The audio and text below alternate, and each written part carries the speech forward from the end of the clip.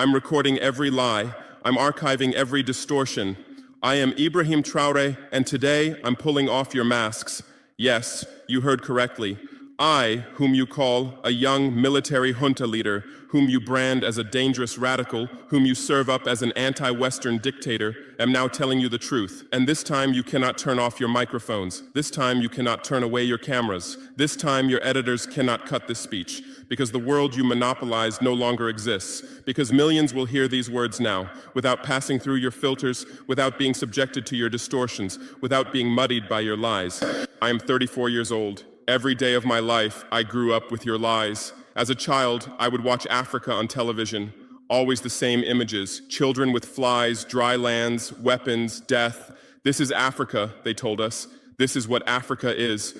And we believed it. We were ashamed of ourselves. We were ashamed of our own lands, of our own people. But then I grew up. I read, I researched, I questioned, and I understood that the Africa you showed us wasn't real. The story you told us was a lie. The fate you imposed on us was a script you had written. For years, how have you portrayed Africa? How have you shown it? How have you sold it to your viewers? As if we were creatures who had no share of humanity, as if we were savages left outside of civilization, as if we were wretches waiting for you to save us. Every day, every hour, every minute, the same story plays on your screens. Hunger, war, disease, corruption, terror, chaos. These are the words that come to mind when Africa is mentioned.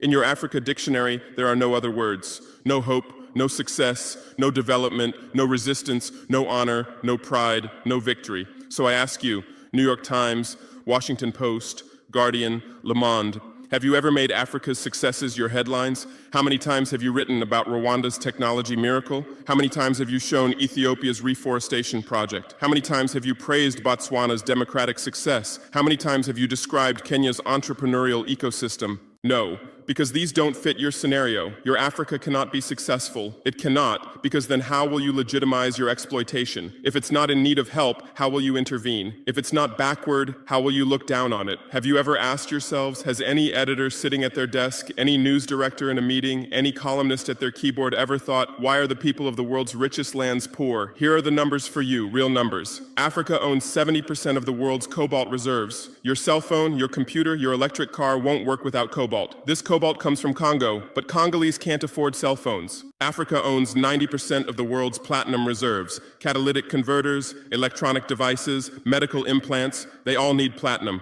This platinum comes from South Africa, but South Africans are crushed by unemployment. Africa provides 30% of the world's gold production. Mali, Burkina Faso, Ghana, Tanzania.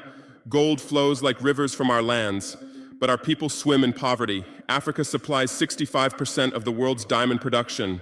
Botswana, Angola, Congo, Sierra Leone, billions of dollars worth of diamonds are extracted, but our miners live on $1 a day. Africa owns 35% of the world's uranium reserves. Niger, Namibia, South Africa. Nuclear plants run on our uranium. Paris lights burn with our uranium. But our villages have no electricity. And you still ask, why is Africa poor? No, the right question is, how was Africa kept poor while being so rich? Here's your answer. Colonialism didn't end. It changed shape. You used to come and occupy our lands. Now you come and establish companies. You used to take by force. Now you make agreements. You used to rule with the whip. Now you rule with credit. Let me give you concrete examples. With numbers, names, dates, but you'll never write about these. Glencore, Swiss-based mining giant, extracting cobalt in Congo. 2022 revenue, $256 billion. A tax paid to Congo, $500 million. That's 0.2%. Is this justice? Rio Tinto, British-Australian mining giant, extracting bauxite in Guinea, 20 million tons annually. What's left for Guinea? Environmental pollution and cancer. Total, now Total Energies, French oil giant, extracting oil in Angola, Nigeria, Congo. 2022, profit, $36 billion investment in Africa, dirty pipelines, Anglo-American, founded in South Africa but now in London. Diamonds, platinum, iron, taking everything. What it left in South Africa, 6 million unemployed miners. And these are just the tip of the iceberg.